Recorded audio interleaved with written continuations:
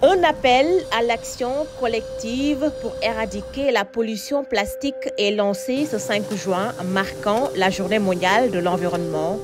Au Sénégal, 250 000 tonnes de déchets plastiques sont produites par année. Une grande partie se retrouve disséminée dans la nature, ce qui constitue un grand problème de santé publique. Ces plastiques dans l'environnement, lorsqu'ils sont soumis au soleil et à l'eau, subissent un phénomène de dégradation qu'on appelle la photodégradation, ce qui entraîne une rupture de chaîne et entraîne la production de microplastiques. Et ces microplastiques, aujourd'hui, on se rend compte qu'ils sont consommés par les ovins et les bovins, quand je suis sur Terre, et ils sont également consommés par les poissons.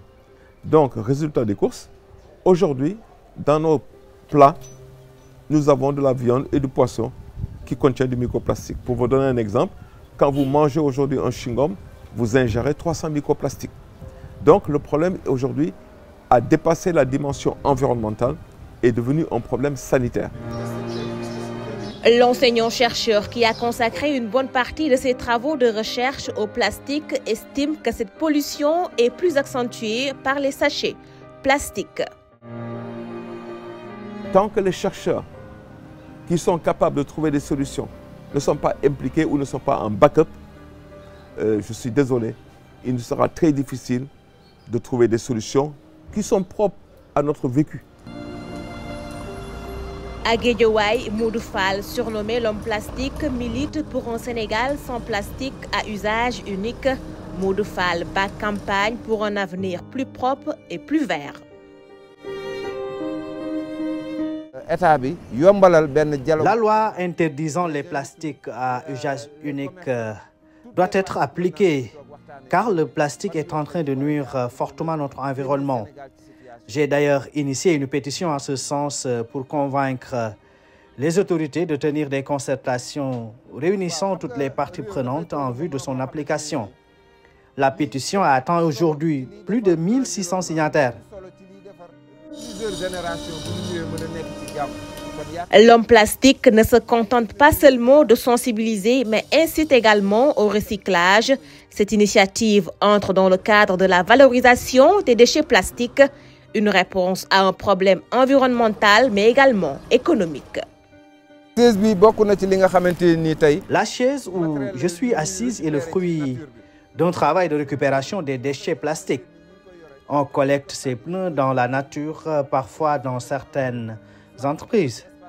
Nous les transformons en sièges que nous déposons dans des endroits publics et parfois même on les revend.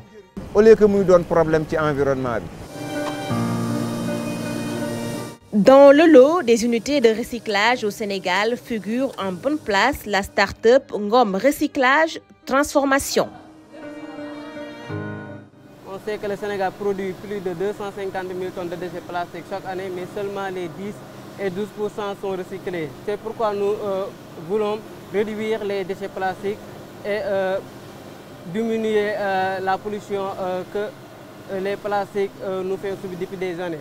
Nous travaillons avec les charretiers, nous les demandons de collecter les déchets plastiques qui sont dans les rues, dans les ménages, etc. Et après avoir les collectés, ils nous vendent ces plastiques. Mais nous travaillons aussi avec les entreprises pour récupérer leurs déchets plastiques, mais aussi avec les communes.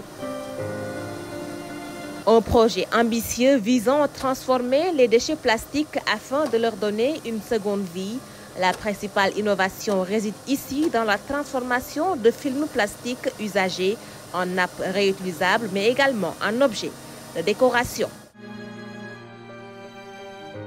Nous récupérons ces déchets et nous avons inventé une machine qui recycle ces déchets en nappes. Et après avoir les transformés en nappes, nous les vendons aux entreprises dans les transformations des déchets plastiques en d'autres produits comme les cordes, les pochettes, etc. Ce sont des femmes qui travaillent dans ce domaine. Faisant preuve d'engagement et d'innovation, Ngom et son équipe ont réussi à mettre au point une machine révolutionnaire capable de transformer ces films plastiques en polyester, en nappes écologiques réutilisables. La machine est brevetée par l'Organisation africaine de la propriété intellectuelle OAPI numéro 18600. 67.